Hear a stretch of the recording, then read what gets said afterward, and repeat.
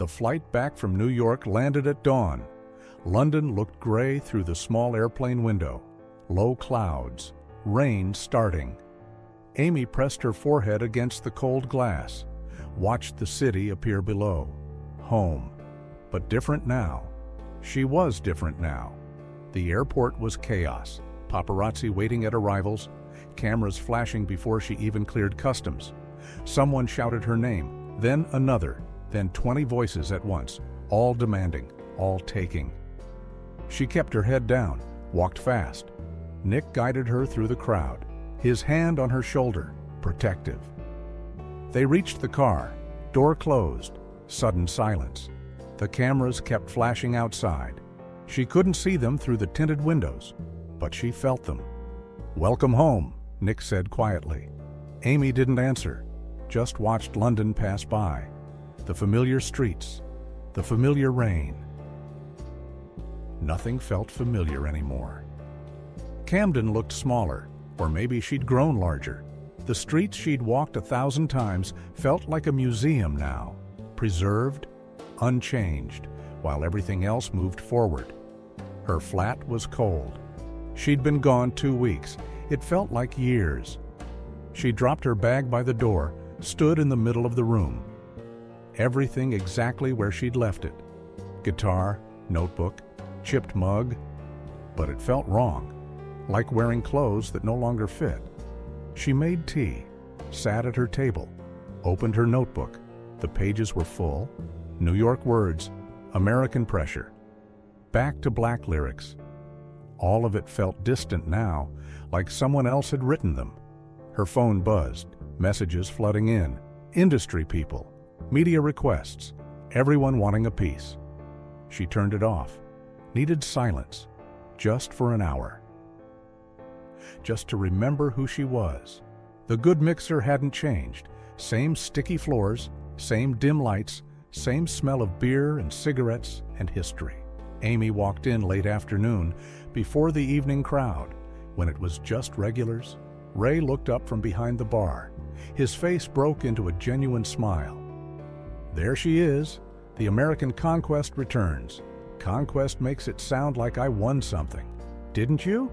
You're all over the papers, all over the telly.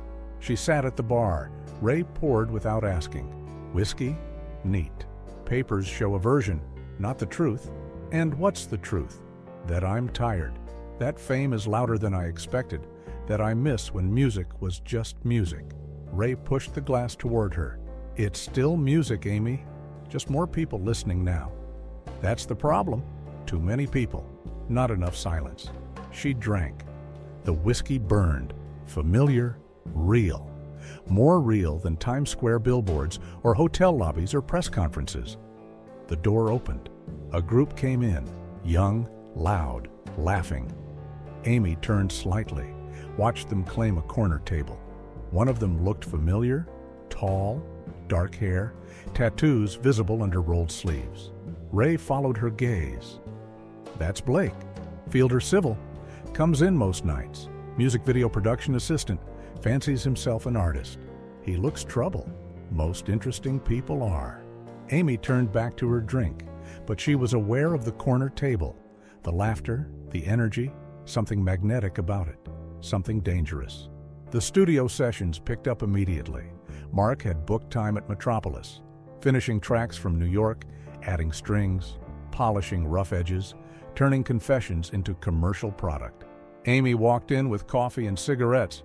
Mark was already at the console, always early, always working. Welcome back to London. Ready to finish what we started? Started what? The album or the breakdown? He laughed. Both, probably. Come hear what I've been working on. He played Back to Black through the big speakers. The strings had been added. Slow, mournful, beautiful. The song had grown darker, heavier, more inevitable. Amy listened with her eyes closed. It sounded like an ending, like something dying slowly, like watching someone walk away and knowing you'll never catch them. It's perfect, she said when it ended. It's brutal. Same thing. They worked for hours, adjusting levels, finding space, making room for silence. The album was taking its final shape, No longer just songs. A complete statement. Dark, honest. Dangerous. Salam arrived mid-session, listened to the progress, nodded approval. This is going to change things. Change what? Amy asked. Everything. Music, expectations, you. People aren't ready for this kind of honesty. Then they'll have to get ready. That night, Amy returned to the good mixer, not planning to, just drawn there. The flat felt too quiet, the studio too intense. She needed something in between. The bar was busier now. Evening crowd, music playing, conversations layering over each other. She found a spot at the bar. Ray poured without asking. Back again? Thought you'd be at fancy industry parties now. Those parties are performances. I'm tired of performing when I'm not on stage. The corner table was full again. Same group, same laughter. She noticed Blake watching her, not staring, just aware. The way musicians are aware of each other, recognition without introduction. He stood, walked to the bar, ordered drinks, stood beside her while Ray poured. Close enough to talk, far enough to be polite. You're Amy Winehouse. I am. I'm Blake. I know. Ray told me. He smiled. Dangerous smile. The kind that warned and invited simultaneously. What else did Ray tell you? That you're trouble? He's not wrong. He picked up his drinks. Paused. But the best music comes from trouble. You know that better than anyone. He walked back to his table. Amy watched him go. Something had shifted. Something small but significant. Like the first crack in ice before it breaks completely.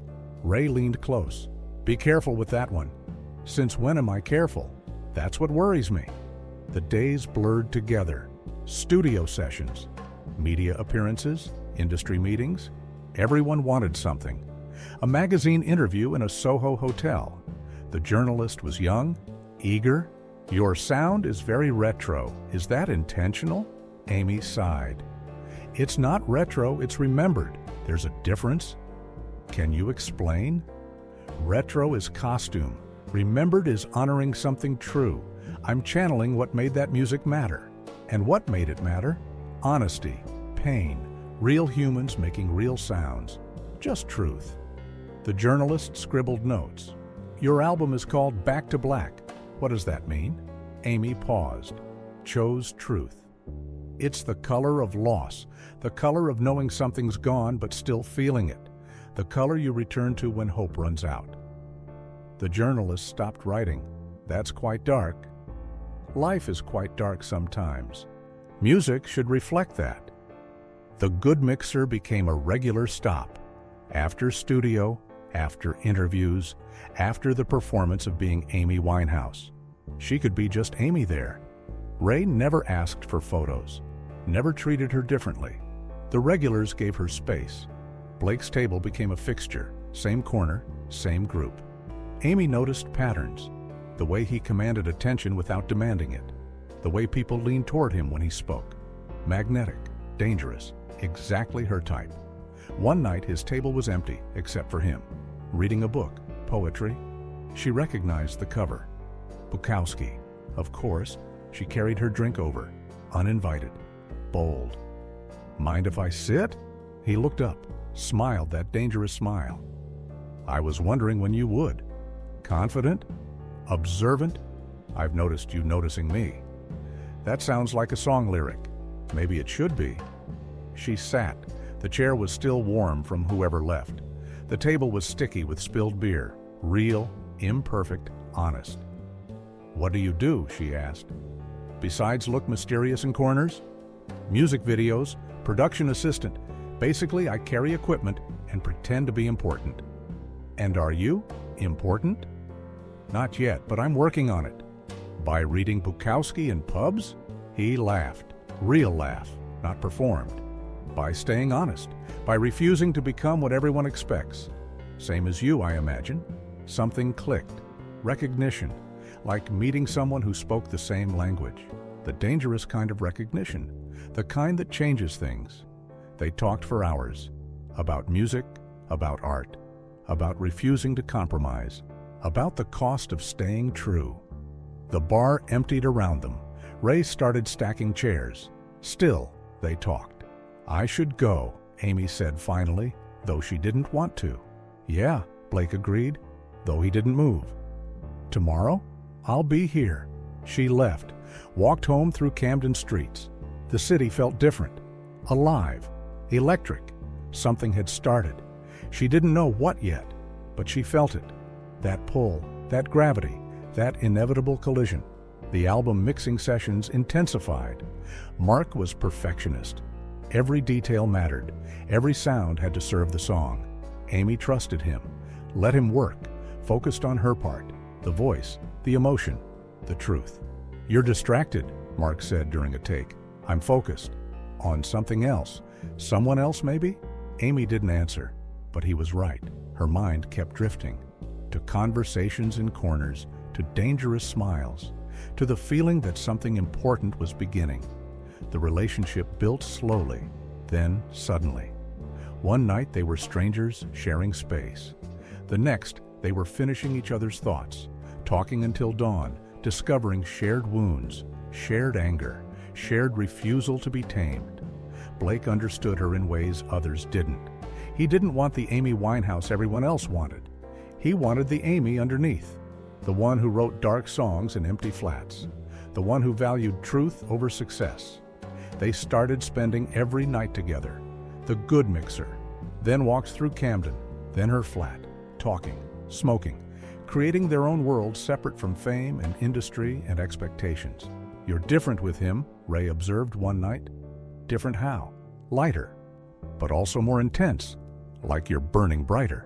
"Is that bad?" Ray paused, chose his words carefully. "Fire burns beautiful, but it also consumes. Just be careful what you're feeding it." Amy knew what he meant, but she didn't care. For the first time since fame arrived, she felt alive. Really alive. Blake made her laugh, made her angry, made her want to write, want to create. "This is dangerous," she told him one night. They were on her roof. Camden spread below. "The best things are, this feels big, too big. So let it be big. Stop protecting yourself." "I write songs about heartbreak. I know what happens when you don't hold back. Then write songs about this, about us, before it becomes past." She kissed him then. First time. It felt like falling, like choosing chaos over safety. Exactly what she needed. Exactly what would destroy her. The press started noticing. Photos appeared, Amy and Blake leaving pubs. The tabloids invented stories. "Mystery man, bad influence," Nick called, concerned. "The label is worried. His reputation—" "I don't care about reputations. Amy, I finally found someone real, someone who sees me. I'm not giving that up. Just be careful. Everyone says that, nobody says why. Because relationships like this, intense, fast, they have a cost. Everything has a cost. At least this one feels worth it." She hung up, knew he was right, didn't care. Some things were worth the risk. Studio sessions became different. Amy wrote with new intensity, new darkness, new honesty. Songs poured out, love songs that sounded like funeral dirges. Hope wrapped in resignation. Beauty built from pain. Mark noticed. Where's this coming from? From living? From feeling? From finally letting go. Of what? Control. Safety. The illusion that playing it safe protects you from anything. The songs were brutal, honest, raw, everything the industry feared, everything that made great art. Mark captured it all, preserved the moments, the emotion, the truth. "This album is going to hurt people," Salam said after hearing new tracks. "Good," Amy replied. "Maybe they'll feel something real." The relationship with Blake intensified, became obsessive, all-consuming. They fought, made up, fought again. The cycle was addictive, the intensity was everything. She wrote it all down, every fight, every kiss, every moment, turned life into lyrics, pain into product, love into music. "You're using me for material," Blake said one night, not angry, amused. I'm using everything for material. That's how this works. And when we're over, when this inevitably crashes and burns, then I'll write about that too. The ending will be the best song." He laughed. Dark laugh, understanding. "You're going to break my heart, and you're going to break mine. That's why this works. We both know how this ends. We're doing it anyway."